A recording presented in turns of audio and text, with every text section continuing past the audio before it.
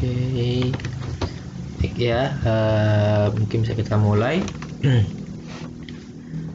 Bismillahirrahmanirrahim. Assalamualaikum warahmatullahi wabarakatuh. Sebelumnya mungkin mohon maaf ya, misalnya kalau ada noise nanti suara ya. Kondisinya lagi memang agak ramai jalanan.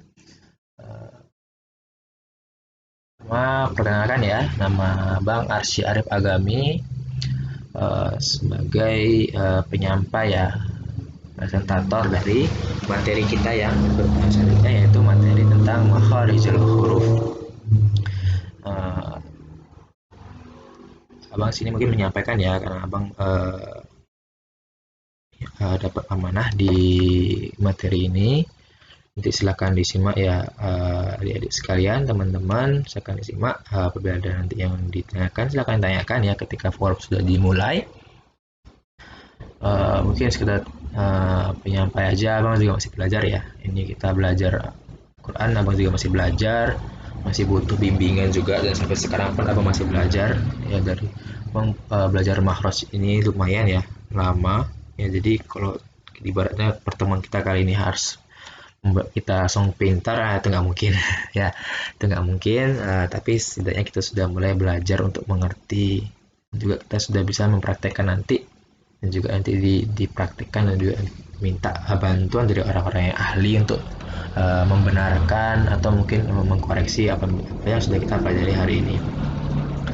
Ya, abang nyampaikan tadi ya, abang juga masih belajar. Abang belajar dulu, mulai belajar lagi, badannya sudah merasa bahwa ini kayaknya ilmu yang dulu didapat ketika kecil, ini nggak cukup nih, karena umur ilmu itu adalah ilmu yang memang diperuntukkan untuk range atau umur di umur-umur segitu ya, umur TK dan SD. Jadi kalau ketika dibawa untuk abang dan usia sekarang itu nggak relevan gitu ya. Ya, abang mencari lagi guru, yang ketika itu abang dapat guru ya. Abang mulai belajar ketika mulai intensifnya ketika semester akhir di SMA sampai ke sebelum masuk ke UNIP-nya, sebelum abang beranjak dari kampung abang ke UNIP. Itu dengan seorang guru ya, dengan seorang guru, seorang ustadz ngajak untuk belajar juga, jadi dan juga bang iyakan pastinya ya, karena kesempatan mahal. Jarang-jarang begini ya kalau di luar sana, abang lihat di tempat-tempat kota-kota besar seperti ini berbayar, namun kita sini gratis gitu ya. Abang juga abang gratis, jadi abang nggak bisa melewatkan waktu ini. Kemudian masuk ke kampus, ya, bang ikut sekolah tahsin ya dari SKT UKM, itu bekerja sama dengan Ma'had Quran ya di Bengkulu ini, namanya Ma'had Quran At-Tartil ya, menyelenggarakan sekolah tahsin. Kemudian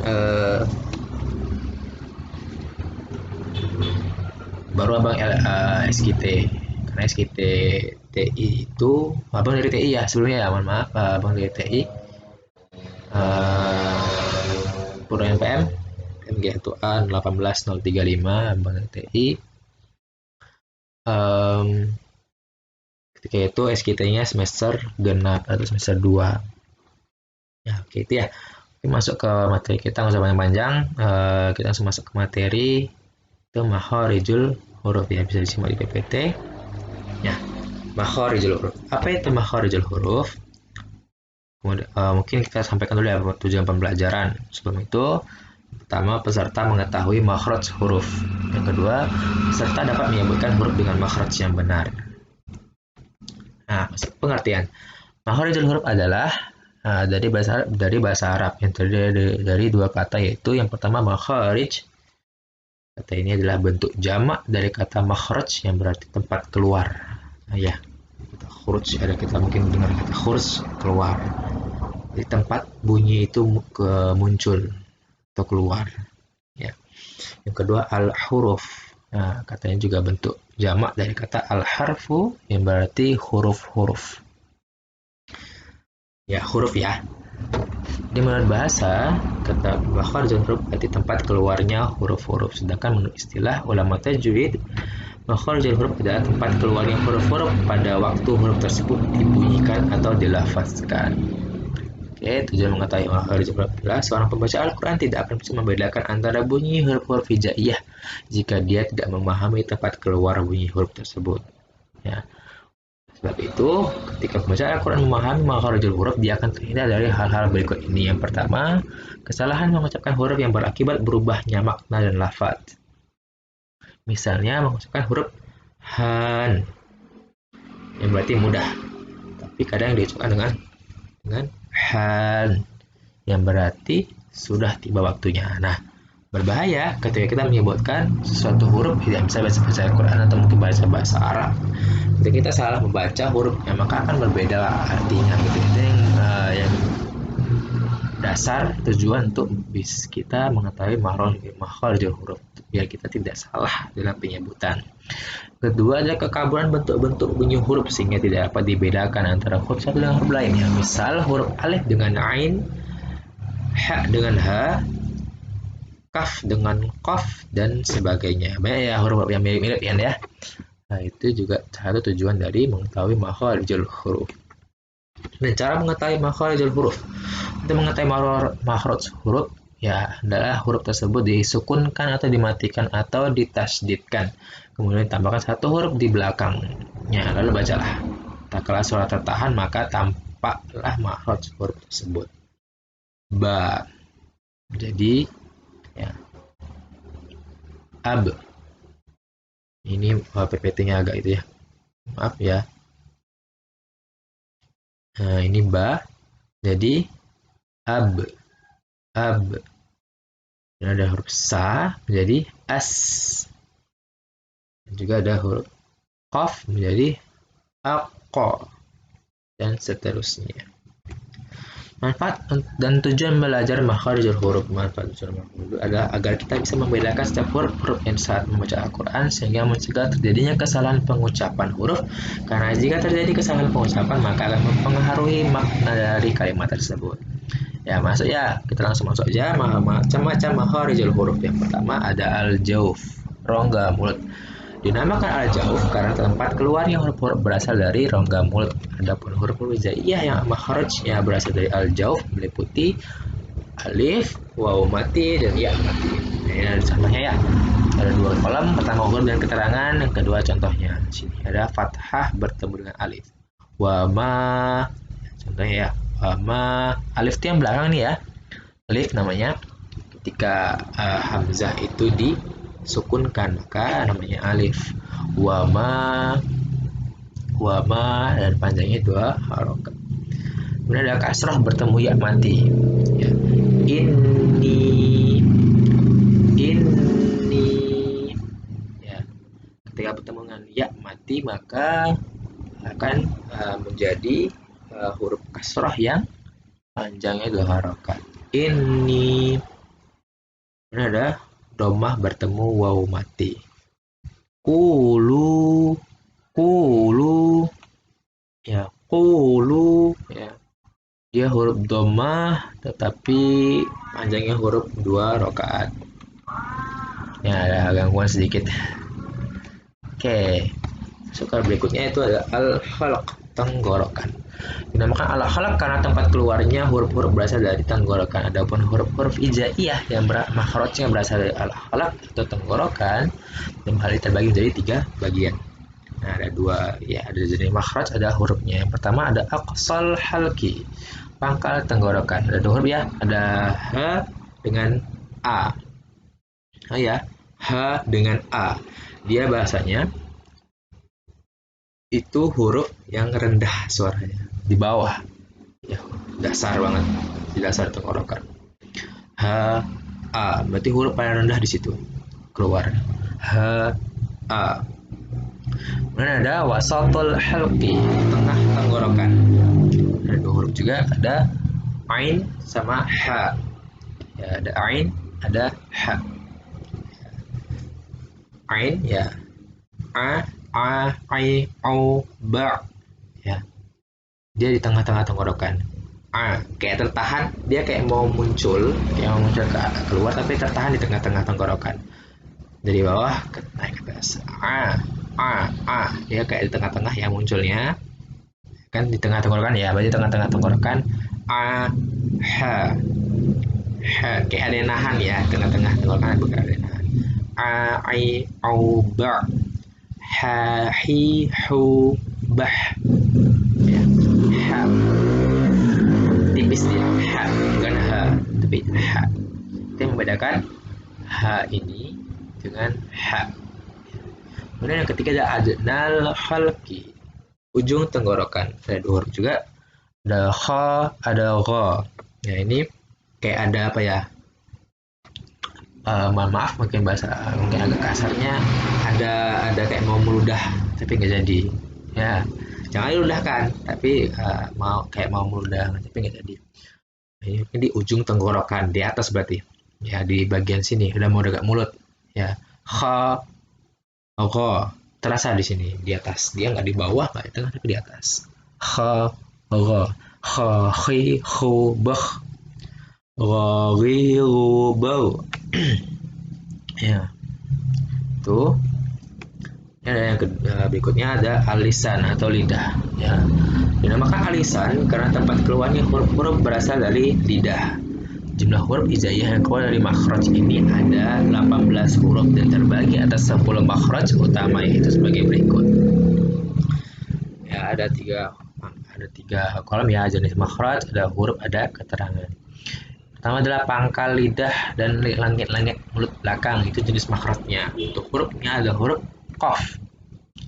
Ya, keterangannya, keluar huruf ini berasal dari pangkal lidah yang berdekatan dengan tenggorokan dan ditekankan pada langit-langit mulut bagian belakang. Coba ini balikkan dengan mulut ya. Pangkal lidah, berarti belakang lidah ya, belakang lidah berdekatan dengan tenggorokan dan ditekankan pada langit-langit mulut. Berarti dia ditekankan ujungnya ke atas. Ya, ditekankan. Jika ada yang nahan, ya. Kalau nggak kita keluarkan, dia bakal tertahan nanti suaranya di sana. Qaf, qaf, qaf, haq, qaf, haq, qaf. Ya, tertahan dia. Qaf ya. Kemudian ini ya, berarti ini huruf qaf. Kemudian ada huruf kaf ya. Berbeda dengan qaf, kaf ya. Kalau ditransliterasikan, yang qaf tadi dia pakai Q, yang kaf ini dia pakai K, kayak K biasa. Ya, jenis makhrajnya adalah pangkal lidah tengah dan langit-langit mulut tengah. Kalau ini huruf ini berasal dari pangkal lidah bagian tengah dan ditekankan pada langit-langit mulut bagian tengah. Nah, balik lagi ya, ibaratkan sebagai mulut lagi. Berasal dari pangkal lidah bagian tengah. Ya, pangkal lidah berarti agak, tadi kan pangkal lidah ya, yang belakang, yang ini agak maju dikit pangkalnya. Tekankan pada langit-langit mulut bagian tengah. Kaf, jadi dia agak maju lagi. Ya. Kalau dilihatkan berarti yang paling dekat dengan mulut, ya paling dekat dengan mulut berarti paling dekat dengan mulut, itu berarti kaf dulu baru qaf. Ya. Yang paling dalam itu qafnya. Kafnya lebih tipis. Kaf, kaki kubak, kaki kubak. Ya, yang qaf tadi kan kol-kolah ya. Kaki kubak. Kalau ini enggak kol-kolah. Kaki kukak. Ada mungkin beberapa yang mengatakan dia agak hamas sedikit ya, agak ada suara-suara dikit. Ada yang memang agak jelas suaranya untuk membedakan bahwa dia mati dan ketika sukun dia dengar suaranya. Ini ada huruf berikutnya itu makhrajnya di tengah-tengah lidah. Ya, lidah bagian tengah. Jadi bayangkan ya. Ini mungkin agak-agak lucu mungkin kalau kita bayangkan ekspresi ya, memang seperti itu kita belajar, sama seperti beberapa bahasa juga seperti kayak gitu. Kalau belajar agak-agak lucu bentuknya, tapi nanti lama-lama akan terbiasa. Itu namanya pembiasaan ya, adaptasi. Ada 3 huruf ya, ada huruf ja, ada huruf sya, ada huruf ya. Keluarnya huruf ini berasal dari tengah-tengah lidah. Ya, diibaratkan tadi mulut ya. Ini lidah bagian tengah tuh agak naik dikit, bagian tengahnya. Ya, agak naik dikit bagian tengah lidahnya. Bukan ujungnya, ujungnya itu bagian tengahnya, bagian tengah sini agak naik dikit. Cara bacanya ja, ja, ya jim ya, ja, ja, ja, jaji jubaj. Nah, dia kol-kolah ya, masuk dari bagian huruf kol-kolah. Jaji jubaj. Kemudian ada huruf sya, sya, shi, shubash. Kalau bisa dibilang ini berarti S yang agak lebay. Ada ya-nya di situ. Kalau diliterasikan dia S Y A, sya. Ya, bacanya sya, shi, shubash. Tengah lidahnya agak naik ke atas. Untuk memastikan bahwa dia berasal dari bagian tengah lidah. Kemudian ada huruf ya, ya, kayak biasa ya, y. Nah, sama ya, yi, yu, bai. Tengah lidah itu agak naik dikit, ya agak naik dikit tengah lidahnya, memberikan tempat keluarnya huruf tadi. Ini ya ada 3 huruf di bagian tengah lidah, ada ja, jim, shin, ya. Ya, dari atas tadi ya ada huruf qaf, ada huruf kaf, ya ini kaf, ada huruf jim, ada huruf shin, ada huruf ya. Oke, selanjutnya nih ada pangkal tepi lidah. Gimana tuh pangkal tepi lidah? Berarti pangkal lidah tuh bagian tepi, kiri kanan ya, kiri kanan. Hurufnya bo. Ya, kalau ini huruf ini berasal dari pangkal tepi lidah kiri atau kanan bertepatan di atas gigi geraham. Ini dikira-kira aja, karena kalau kita arahkan lidah ke arah sana nanti bakal susah. Kita kira-kira aja, biasanya nyamannya mana. Kita tuh biasanya kan kadang ada beberapa orang yang aktifnya kanan, aktif kiri ya.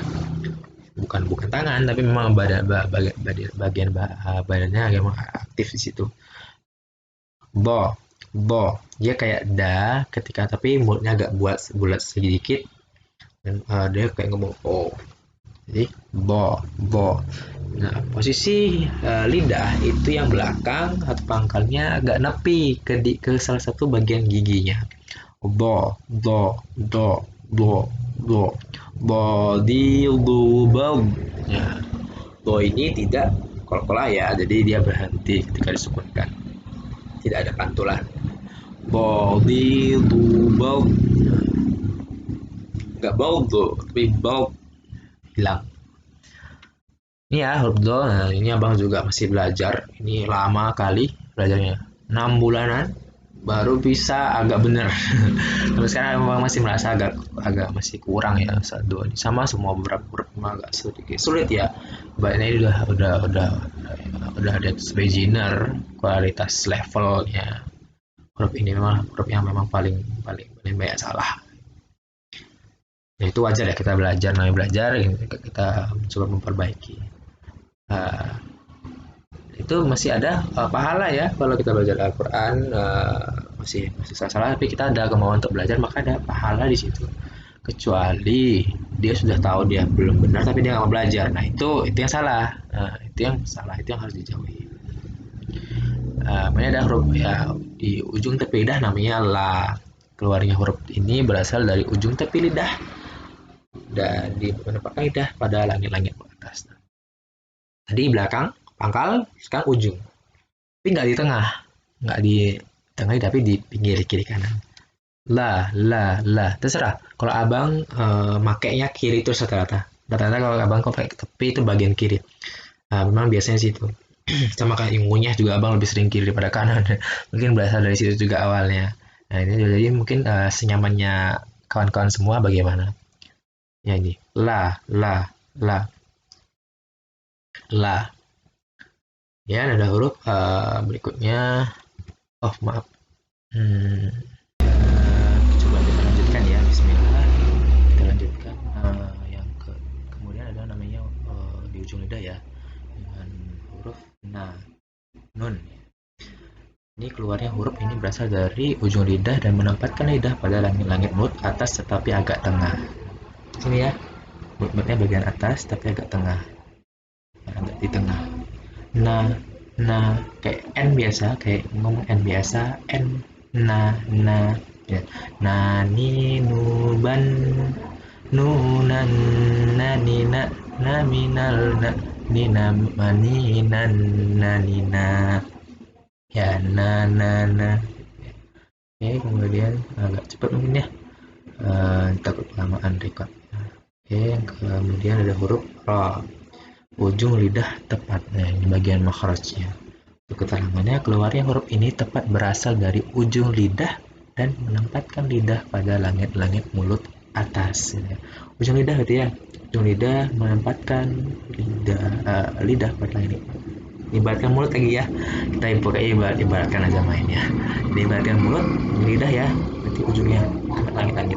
Ro, ro. Ini menempatkan ya, menempatkan.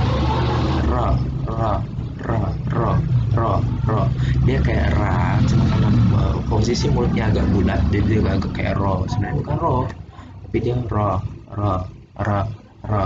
Ya, agak ada a. Gimana gini bahasanya kalau dibahasakan sama guru abang kemarin, itu katanya coba ngomong a, tapi mulutnya kayak o posisinya. Mulutnya ya, bukan bibirnya, tapi mulutnya. A, ra, ra. Nah, itu ya. Ra, ra, ra. Ujung lidahnya agak di depan dikit dari yang na tadi. Nah, dia kan tengah-tengah tuh. Nah, maju lagi sedikit untuk huruf ro-nya. Oke, kemudian ada namanya, ini ada 3 huruf ya di bagian makrosnya di kulit gusi. Kulit gusi ya. Bisa dibayangkan kulit gusi mana? Oke. Keterangannya adalah keluar huruf ini tepat berasal dari ujung lidah dan bertepatan dengan pangkal dua gigi seri atas. Gigi seri ya, gigi kelinci ya, dibilangnya gigi seri atas. Di tempat pangkalnya. Berarti apa? Di daerah akar giginya. Ini ada 3 huruf. Namanya dal, ta, po. Ya. Sebenarnya kalau kita sudah tahu bagaimana bentuk hurufnya, bacanya sebenarnya udah bisa gitu ya, udah bisa membayangkan gimana naruh lidah di pangkal dua gigi seri atas. Lagi ya, ini gigi, ini bagian coba, ini giginya, ini bagian gusi tadi. Berarti di sini lidahnya, ya, di sini lidahnya. Da, kayak D biasa, kayak D biasa, D.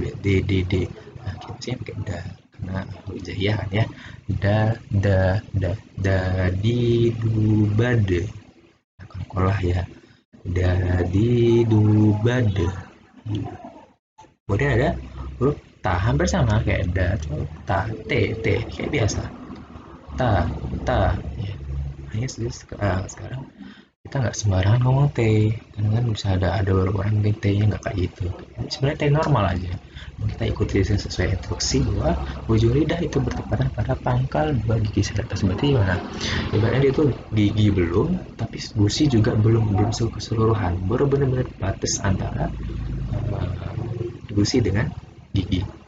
Ta, ta, ti, tu, tat. Nah, ta ini mungkin pas disukunkan ada yang bilang hamas sedikit, ada yang mungkin terlalu hamas, atau berdesis gitu, ya, ada angin keluar. Itu mungkin perbedaan sedikit ya beberapa guru.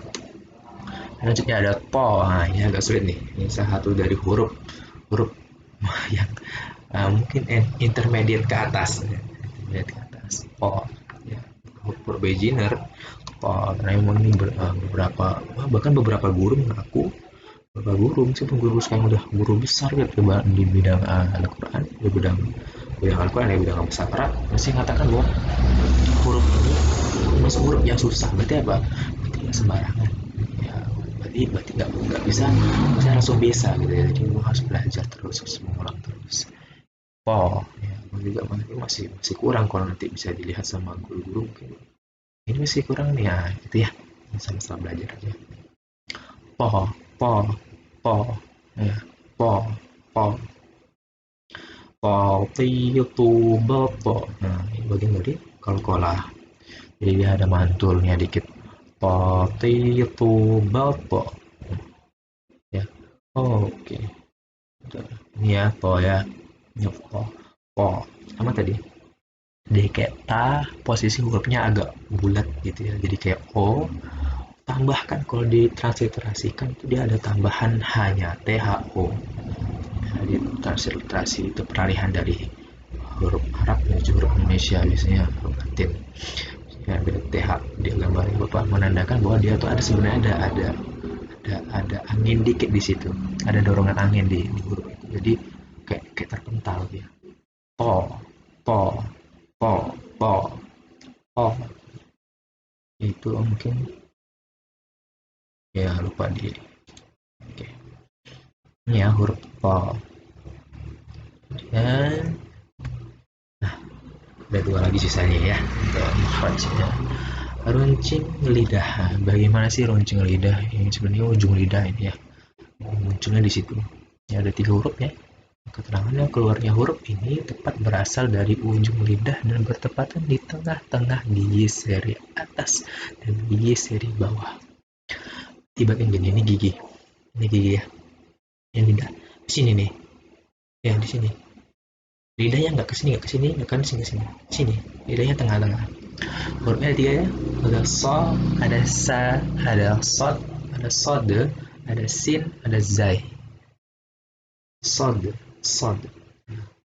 Kita lihatkan sod. Ini huruf kawannya bo tadi. Sebelumnya so, so. Nah, kalau ditransliterasikan SHO biasanya. So, nah, posisikan lidah di tengah mulut, baru kita ucapkan so. So ini kayak sa, sa kan agak, sa kan dia senyum jadinya. Sa, ketarik ujung-ujung bibir ketarik. Sa, nah, ini dibulatkan, didorong ke depan. So, so, so.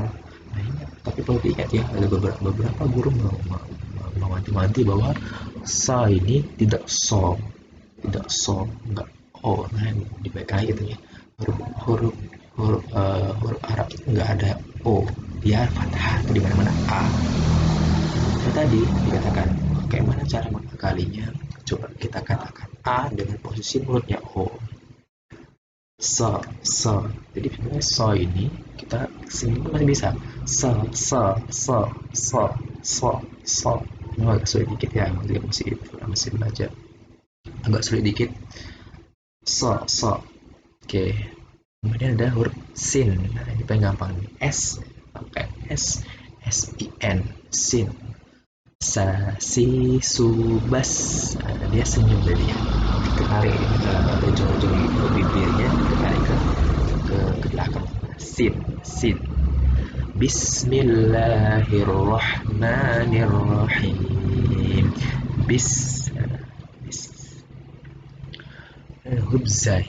Zai ini z biasa ya. Zidan, zizai.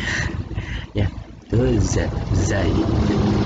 Sama seperti tadi hurufnya sin, cuma posisi sin, posisi sa, lidahnya tapi bisa dengan huruf z. Jadi si, zi, zu, baz. Ini ya untuk ujung lidah, kemudian masuk ke gusi. Nah ini benar-benar di gusi.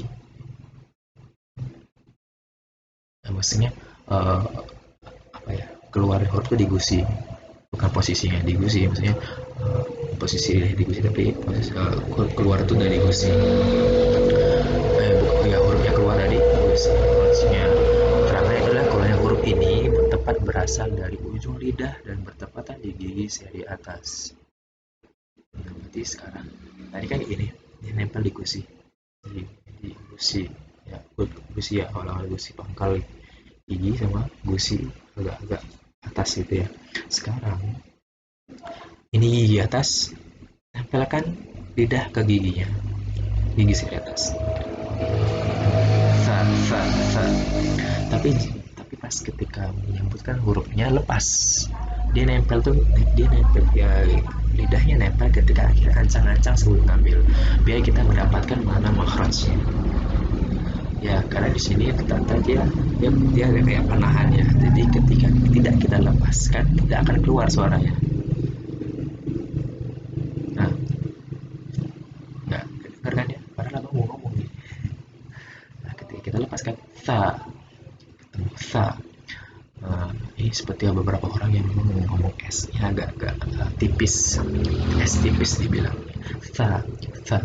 taruh lidah agak naik dikit, ya sentuh dulu di gigi.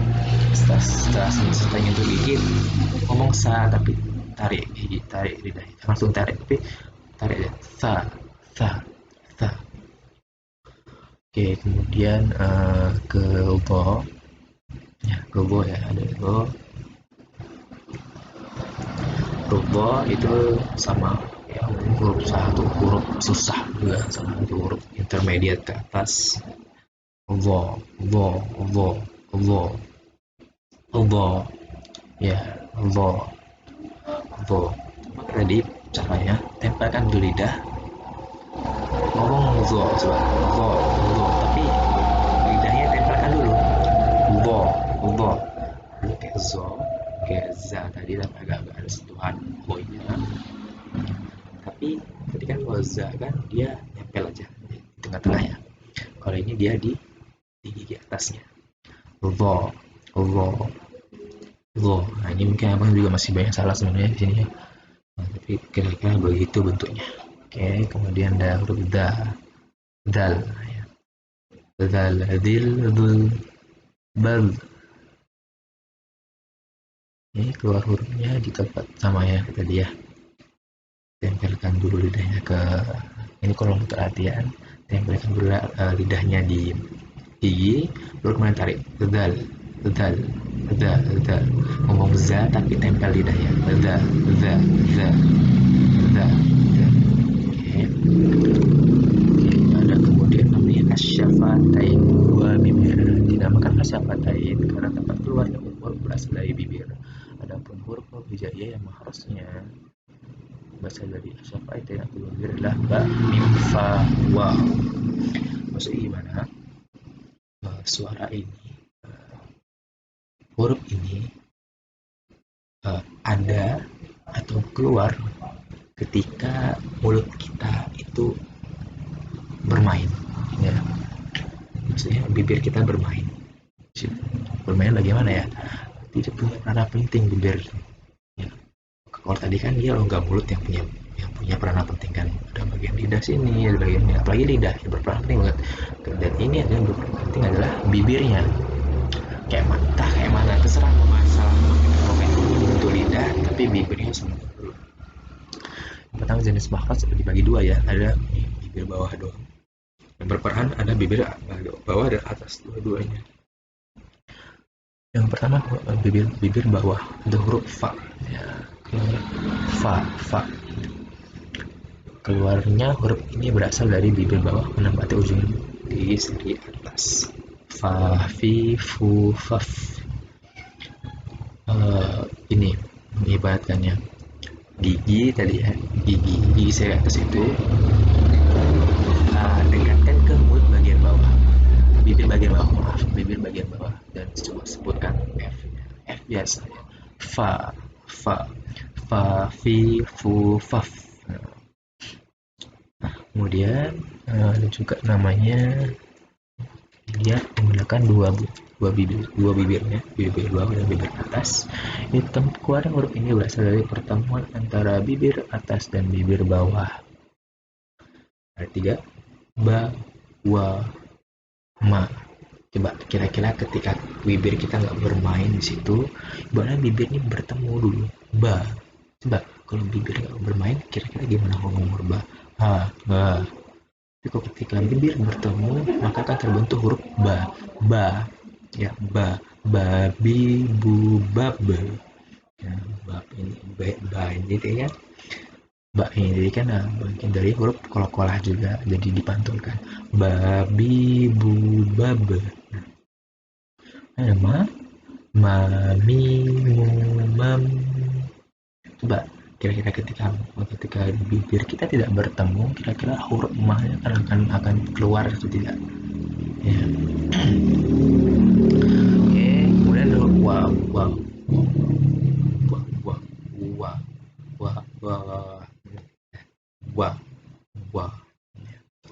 ya, nggak bulat yang ini ya, yang ini bulat bibirnya, dia tetap pertemukan bibir bawah di atas, baru sebutkan wow. Terus itu next ya. Nah ini Al-Khayshum, saluran hidung. Nah, ini dinamakan Al-Khayshum karena tempat keluarnya huruf-huruf berasal dari hidung. Mengapa demikian? Jika saja kita menutup hidung, maka huruf-huruf yang makhrajnya berasal dari Al-Khayshum tidak terdengar dengan jelas. Adapun huruf-hurufnya adalah sebagaimana berikut. Nah, ya, maksudnya begini. Ketika kita menutup hidung kita tutup gini, ya, begini, maka huruf yang kita baca nggak terdengar ya, akan terhenti. Coba cek ya, coba kita praktekkan. Pertama ada huruf nun ditasydidkan. Bagaimana tasydid? Berarti nah, boleh diketahui ada tasydid ini adalah siapa ya? Guru saya pernah menjelaskan bahwa tasydid ini adalah kombinasi huruf yang disukunkan, kemudian huruf yang tadi disukunkan dibunyikan kembali dengan huruf entah itu difathahkan, kasroh atau dhammah. Ya, ini tadi inna, berarti in nanya disukunkan, inna nanya lagi muncul difathahkan. Coba cek ya, kita coba benar-benar nggak ini kira-kira huruf ini adalah al-khayshum. Tutup mulutnya, in dia terhenti, nggak bisa dibunyikan, nggak bisa dilanjutkan. Kalau menunjukkan benar-benar, mohon maaf ya agak noise sedikit. Dari sini suka orang ngebut-ngebut. Oke, inna terdengar dengan jelas kan. Nah, ini berarti dia tandanya hurufnya adalah al-khayshum. Kemudian ada huruf mim ditasydidkan sama. Berlaku juga karena mim kan tadi ya, mim itu kan dengung. Ya, mim itu kan dengung. Ya, nanti idgham bi gunah kalau kita lihat ketika dia ketemu dengan tasydid nun mati atau tanwin, itu yang bakal dipelajari di bagian tajwid. Coba imma, coba kita tes ya, apakah benar dia ada al-khayshum? Imma, nah bisa terdengar ya bagaimana ketidakjelasan imma tadi ketika kita menutup hidung menandakan bahwa dia adalah huruf al-khayshum. Oke, langsung ke bawah. Nun sukun sebab idgham biguna, iqlab dan ikhfa hakiki. Ya, itu bakal dipelajari di bagian tajwid ya, apa itu idgham biguna atau apa itu iqlab, apa itu ikhfa hakiki. Nun sukun sebab idgham biguna karena ketiga-tiganya adalah memakai dengungan, mengatakan bahwa ini pengen kayak dengung, butuh dengung, dan dengung itu muncul di hidung. Dengung itu dibantu dengan hidung. Ketika hidung tidak membantu, maka tidak ada dengungan. Yang ada apa ya namanya ya, badan diredam. Kalau nggak ada, kalau hidung tidak digunakan untuk memudahkan dengungan. Ini ada contohnya ya, min qabl. Kita siap pakai benar al-khayshum atau tidak. Min qabl. Nah, gak ada dengar ya, min tambah aja, gak bisa nambah napas lagi untuk dorong biar bisa dengung engnya, mingnya, min ya, nggak bisa ditambahkan. Nah itu bahwa huruf tadi itu adalah al-khayshum atau hukum tadi. Kemudian adalah mim sukun bertemu mim dan ba, ini bakal dipelajari ya di bahasan mim mati atau mim sukun bertemu dengan beberapa huruf ya. Ini ada lahum, sorry ya, perhatikan ya, lahum. Nah, coba ya perhatikan ketika tes ya, ketika berhenti baru memang berarti ya ini adalah al-khayshum. Lahum ya, terhenti. Oke, tuh, udah selesai. Oke, udah selesai ya rekan sekalian. Ini materi kita tentang makhraj huruf. Sebenarnya nggak banyak, memang latihannya yang panjang ya. Sekali lagi Bapak pun masih belajar ya, dan beberapa tanya sekarang manapun kita harus mempelajari makhraj huruf karena ini benar-benar sesuatu yang riskan terjadi ketika kita membacakan ayat suci Al-Quran. juga mempelajari ini adalah satu usaha kita untuk memperbaiki bacaan kita, sehingga kita bisa dimasukkan kepada orang-orang yang memang belajar Al-Quran ya, dan juga orang-orang yang ingin belajar Al-Quran dan dapat dua pahala loh. Ketika kita terbata-bata tapi kita mau belajar, dua pahala membaca dan pahala memperbaiki atau pahala belajar.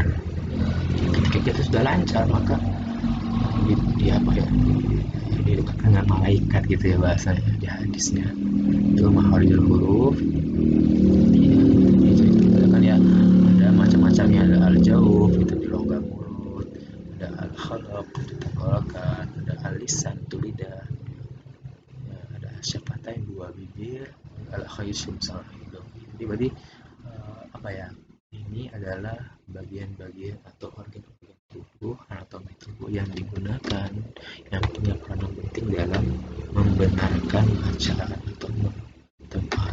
atau anggota-anggota tubuh yang jadi tempat keluarnya huruf atau makharijul huruf tadi, tempat keluarnya huruf.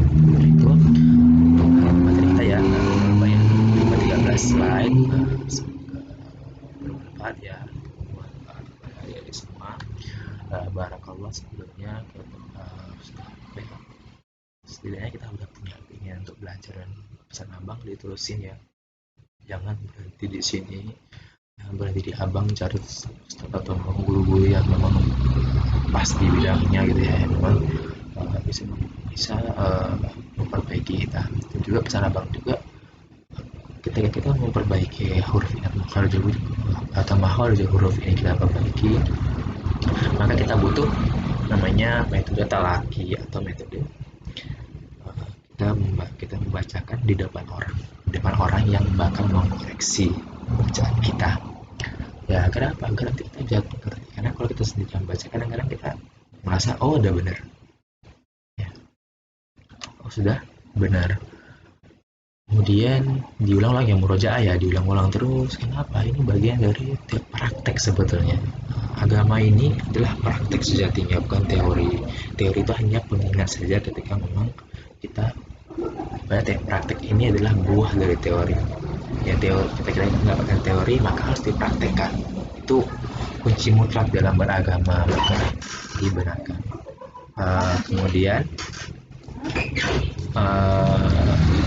itu dari abang, mohon maaf dari kesalahan, mohon ampun. Nanti kita diskusi ya di akhir di forum nanti ya, di forum kita diskusi tentang ini. Barakallahu wa akhiru da'wana alhamdulillahirabbil alamin wa afu minkum. Assalamualaikum warahmatullahi wabarakatuh.